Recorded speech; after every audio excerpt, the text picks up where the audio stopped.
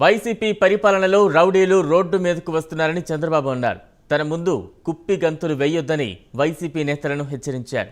జగన్ లాంటి రాజకీయ నాయకుడిని దేశంలో ఎక్కడా చూడలేదని మంత్రి సురేష్ ఆగడాలు రోజురోజుకు పెరుగుతున్నాయని మండిపడ్డారు.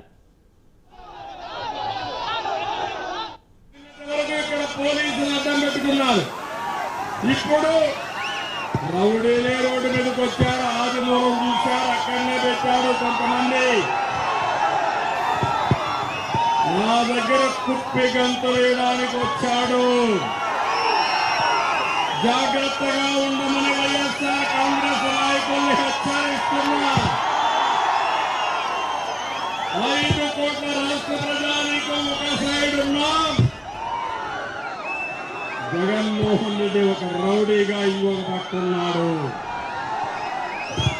ఎందుకు ఎస్కోబారన్నానంటే వివేకానంద రెడ్డి హత్య చూశారా తమ్ముళ్ళు అని మిమ్మల్ని అడుగుతున్నా. రోజు రోజుకు ఒక మలుపు తిరుగుతున్నా లేదా అని మిమ్మల్ని అడుగుతున్నా. అన్యాయం అవునా కాదా అని మిమ్మల్ని అడుగుతున్నా. మీరు ఆమోదిస్తున్నారండి. బాబాయిని గొడ్డల పేరుతో లేపేసి వేరే వాళ్ళ పైన నెపవేసి కన్న కూతుర్ని వేధించి